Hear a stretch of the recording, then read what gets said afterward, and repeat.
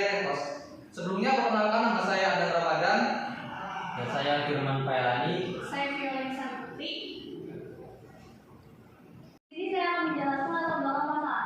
Media sosial kini menjadi alat pemasaran efektif, termasuk bagi usaha penyuluhan pakaian karakter yang diminati penggemar budaya pop, anime, dan acara budaya Jepang.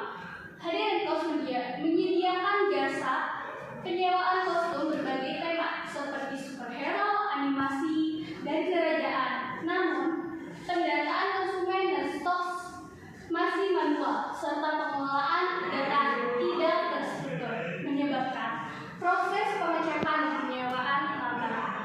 Kekurangannya integrasi data juga menyulitkan pelanggan dalam memperoleh informasi. Oleh karena itu, diperlukan sistem informasi berbasis website untuk mempermudah pencarian informasi, pemesanan, dan meningkatkan efisiensi bisnis Renkos.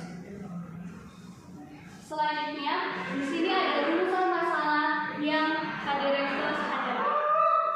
Bagaimana cara meningkatkan kesadaran pengguna untuk membaca aturan layanan?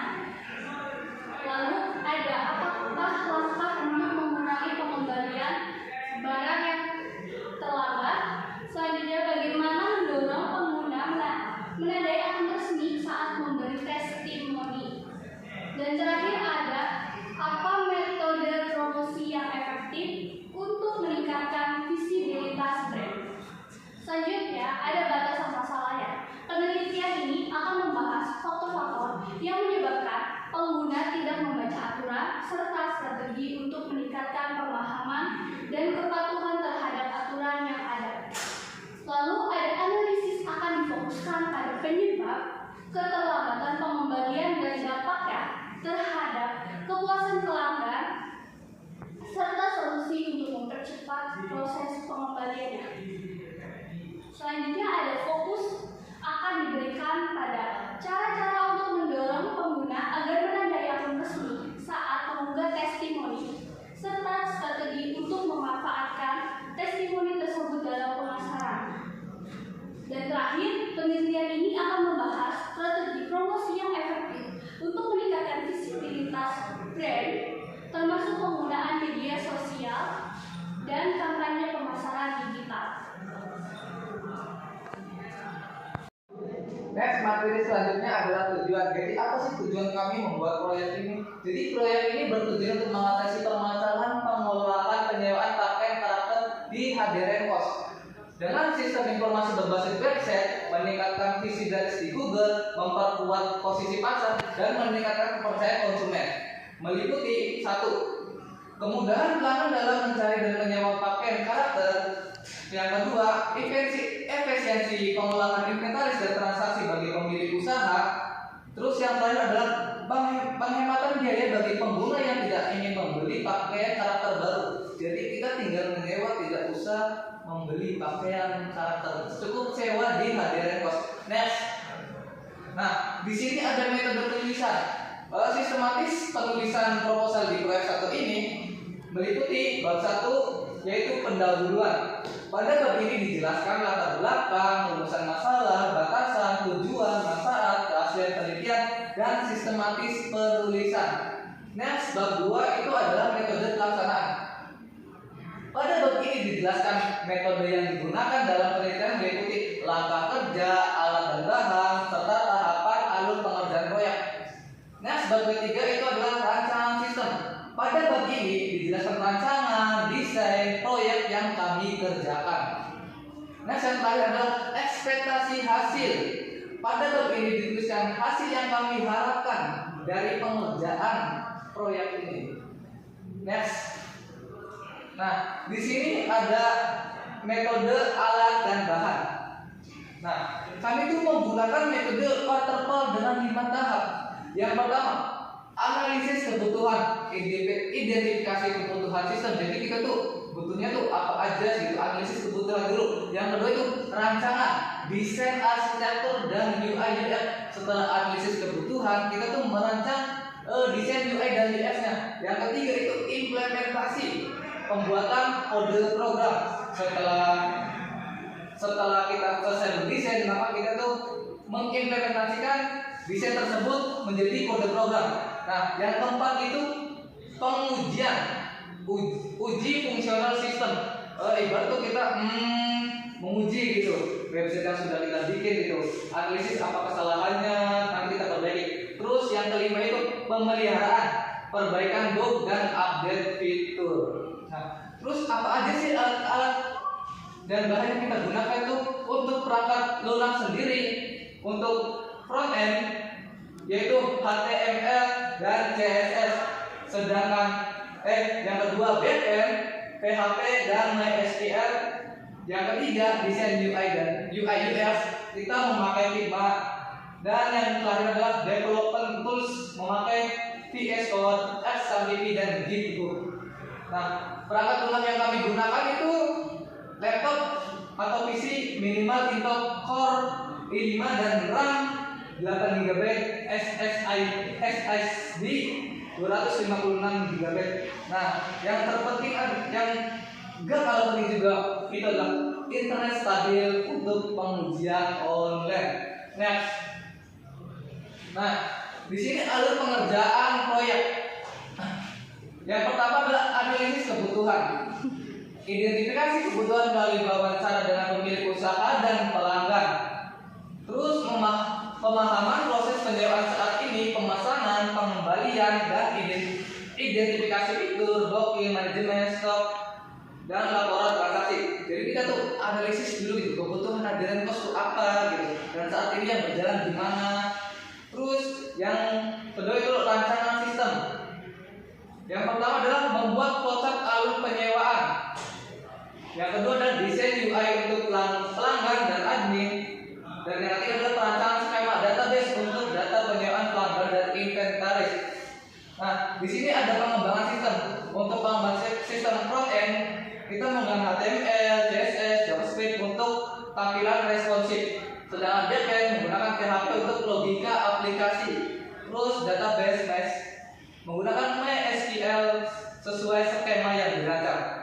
Terus di sini ada pengujian dan evaluasi. Uji fungsionalitas fitur dan uji coba pengguna dan perbaikan bug sebelum peluncuran. Jadi setelah selesai itu kita harus evaluasi, dan kalau ada bug kita perbaiki sebelum kita luncurkan.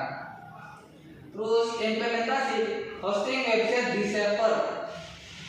Terus yang terakhir adalah setelah hosting kita tuh pelatihan pengguna untuk admin dan pelanggan. Next di sini kita akan menjelaskan alur kerja kelompok kami. Di bulan pertama, minggu awal, proses ke-1 adalah mencari ide. Di minggu kedua kita mencari mitra dan mulai pembuatan proposal. Dan di minggu ketiga, proses ketiga, mulai merancang UI dan UX. Dan yang minggu keempat, proses keempat, lanjut merancang UI UX dan mulai merancang database. Next.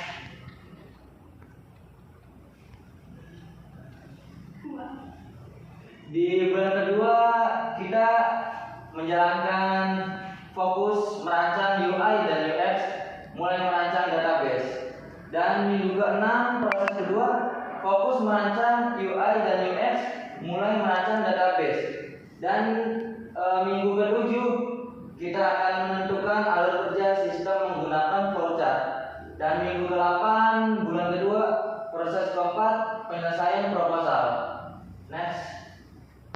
Di bulan ketiga ini kita minggu ke-9 mulai membuat pemrograman front end. Dan di minggu ke-10 kita lebih fokus membuat pemrograman front end. Dan minggu ke-11 kita mulai membuat pemrograman back end. Dan di minggu ke-12 kita sudah mulai fokus membuat pemrograman back end. Next. Di bulan keempat, minggu ke-13 kita menguji coba fungsional dan uji coba pengguna dan feedback. Dan di minggu ke-14 kita mulai perbaikan dan evaluasi. Di minggu ke-15 hosting website di server, pelatihan pengguna, admin, dan pelanggan. Dan di minggu ke-16, proses 4, finalisasi dan laporan. Next. Selanjutnya ada rancangan sistem, proses login atau registrasi. Yang pertama mulai, kedua halaman login. Terus ditanya apakah sudah memiliki akun. Jika sudah, masukkan data, cek username. Jika benar, selesai. Jika salah, lanjut mengulang lagi ke halaman login. Lalu apakah sudah punya akun. Selanjutnya, jika tidak, ke halaman registrasi, masukkan data, lalu cek username, dipastikan tidak ada yang menyamai. Jika benar, selesai. Jika salah, mengulang lagi. Selanjutnya ada rancangan sistem proses pemasaran. Yang pertama, masuk ke halaman utama, lalu apakah rental kostum. Jika benar, pilih barang, isi formulir, lanjut ke konfirmasi pembayaran, lalu selesai. Jika tidak merental, maka ke menu beli aksesoris. Jika benar, pilih barang, isi formulir, lalu konfirmasi pembayaran, lalu selesai. Nah, yang berikutnya itu adalah tampilan user. Di tampilan user itu menampilkan halaman login dan register. Selanjutnya itu setelah login atau register akan masuk ke halaman utama, yaitu memilih antara merental atau membeli aksesoris. Nah, di sini juga ada jadwal event. Nah, jadwal event ini jadi menginformasikan event-event apa aja yang akan dilaksanakan di Indramayu atau Cirebon. Next. Nah, misalkan kita mau merental salah satu gitu. Nah, ini adalah tampilan untuk proses check out. Pertama tuh kita akan menampilkan rincian kostumnya dulu. Misalkan kayak kostum ini tuh ikut apa aja, kayak cuma baju, celana, terus sepatu, terus juga di sini ada peraturan tertulis syarat untuk merental. Dan di sini juga ada penilaian dari pelanggan untuk kostum ini. Terus jika next akan mengisi biodata jika kita ingin merental seperti nama, alamat, nomor telepon, foto KTP, dan servis dengan KTP. Nah, selanjutnya itu adalah struk jika sudah merental. Kaku banget ya.